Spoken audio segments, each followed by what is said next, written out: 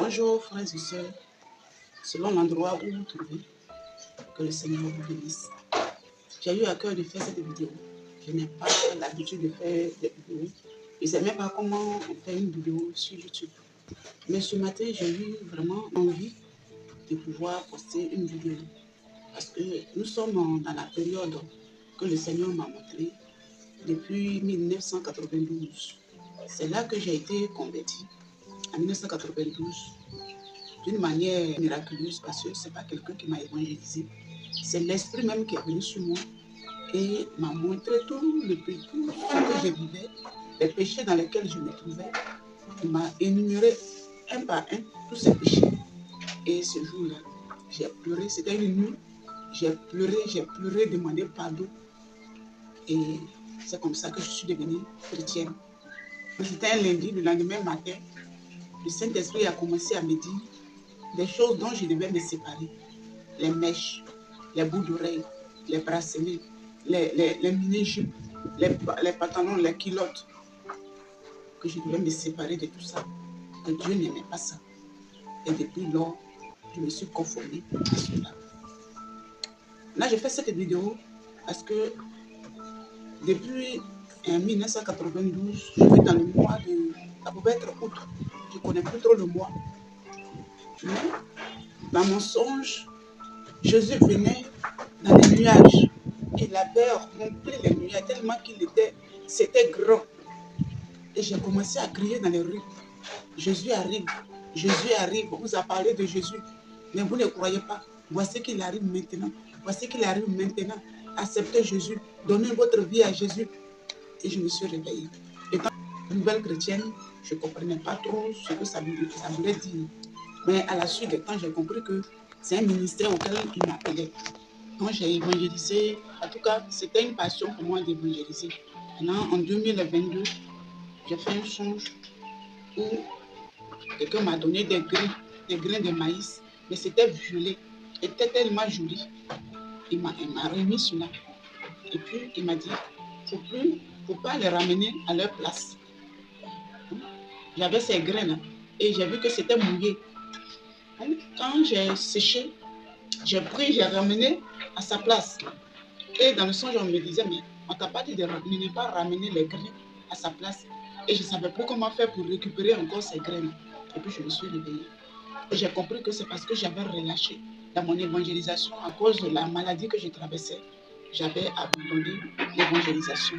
Donc je me suis ressaisie et j'ai commencé à évangéliser.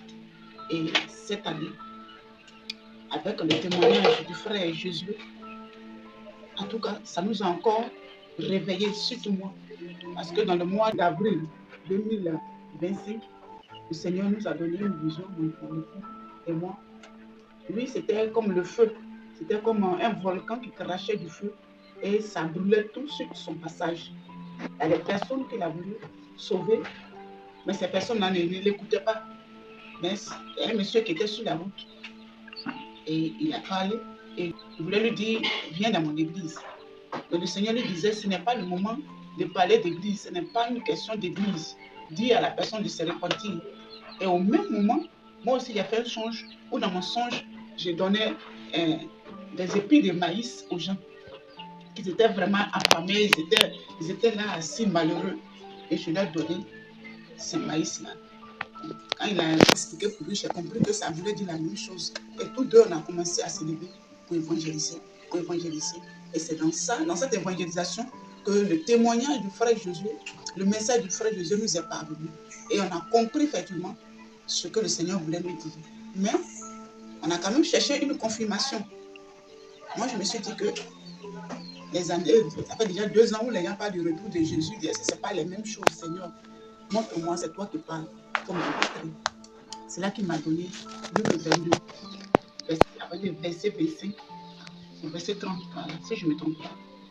Et il m'a dit, mais qui a averti Simeon de l'arrivée du petit Jésus au temple? Et qui a dit à Anne, la prophétesse, que Jésus venait aussi ce même jour-là au temple? Il dit, c'est moi, je les ai avertis. Donc, au moment où le petit Jésus venait au temple, s'il a été annoncé, à ceux qui attendaient son arrivée. Je ne sais pas où. J'ai vu en roi des rois que mon arrivée va être cachée. Il m'a amené également dans le livre de Matthieu 25, à partir du verset 1, qui parle des vierges, des 10 vierges. 5 étaient folles et 5 sages. Il m'a dit, mais à quelle heure, mais à quel moment la nuit, on sort avec des lampes? J'ai dit, est-ce que ce matin, le matin, à partir de 7 heures, on peut sortir avec une lampe? À partir de, est-ce qu'à midi, on peut sortir avec une lampe? Est-ce qu'à 15 heures, on peut sortir avec une lampe? Si ce n'est pas la nuit. Donc les vierges connaissaient à l'heure, ou bien le jour, non seulement le jour, mais elles savaient que l'époux allait venir dans la nuit. Mais seulement qu'elles ne savaient pas à l'heure exacte que l'époux allait venir, parce qu'il pouvait tarder un peu aussi. Donc, voici moi ma confirmation qu'il m'a donnée. Donc, je fais sur cette vidéo pour faire comprendre aux gens que c'est Dieu qui veut sauver son peuple, qui veut avertir son peuple. Et comme je l'ai vu dans le songe en 92, c'est pour cela que j'interviens pour dire, il ne faudrait pas que ça soit comme dans le songe, comme Dieu l'avait montré, où les gens étaient indifférents. Et je courais dans la rue pour dire, c'est la vérité. J'encourage les frères, les soeurs à croire à ce message. Ce n'est pas un message d'un homme. Ce n'est pas un message pour pouvoir trouver qui que ce soit. Mais c'est le Seigneur même qui a averti son peuple. Donc que le Seigneur vous bénisse.